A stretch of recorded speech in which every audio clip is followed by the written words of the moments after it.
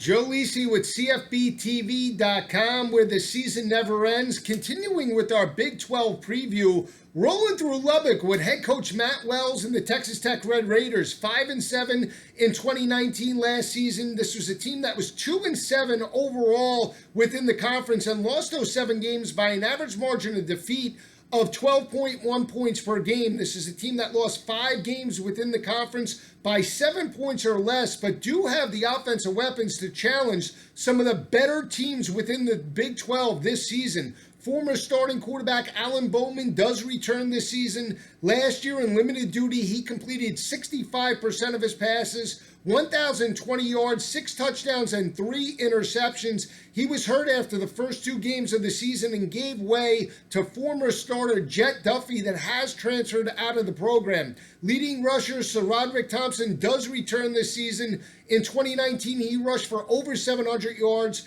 averaging 4.8 yards per carry, and did record 12 rushing touchdowns in 2019. He also caught 39 passes for 159 yards and can have a bigger role within the passing attack in 2020. When you look at the wide receiver core, 4 of the top 5 receivers do return, including TJ Vassar. The quartet did record 157 receptions, over 1,800 receiving yards, and 15 receiving touchdowns, which should give Bowman lethal weapons to take the top off opposing secondaries in 2020. When you look at the defense, they were opportunistic last year. This team was +4 in turnover margin and have some playmakers, especially on the defensive side of the ball. Defensive linemen Eli Howard and Hutchings are 2 legitimate playmakers that are very physical, especially in run support. When you look at the linebackers, Rico Jeffers and DeMarcus Fields are physical at the point of attack and athletic